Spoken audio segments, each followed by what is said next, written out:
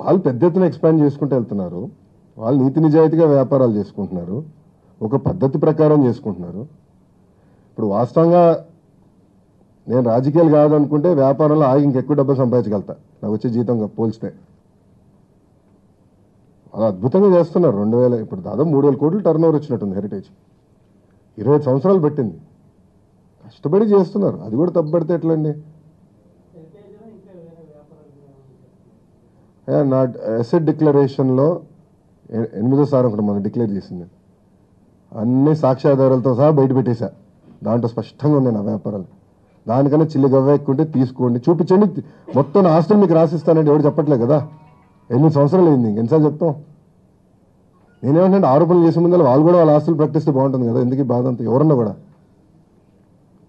మేము ప్రకటిస్తున్నాం 8 సంవత్సరాలు, మాది ఇది అంటున్నాం. మళ్ళీ దాని గురించి చర్చ లేకుండా ఎట్లా?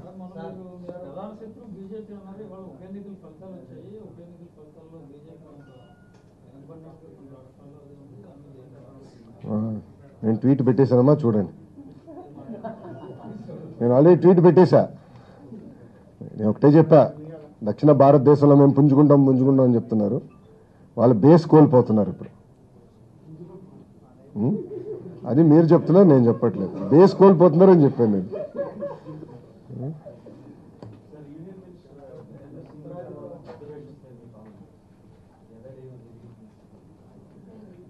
అంటే ఇప్పుడు తప్పించుకుంటున్నారని నేను భావిస్తున్నా కమెంట్స్ చూస్తే.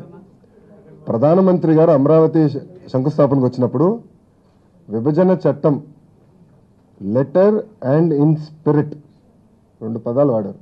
లెటర్ అండ్ ఇన్ స్పిరిట్ అమలు చేస్తామని చెప్పారు.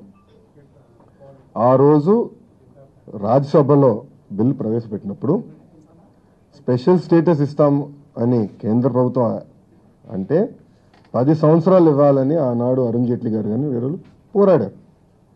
ఒప్పుకున్నారు, 5 సంవత్సరాలు ఉన్నారు. అది ఇంకా చట్టంలో అంటే పాస్ చేసింది పార్లమెంట్. That is letter. ఇంకా అది కూడా వాళ్ళు కంపడిపోతే ఎట్లా అండి? ఎంత అన్యాయం కాకపోతే ఇది.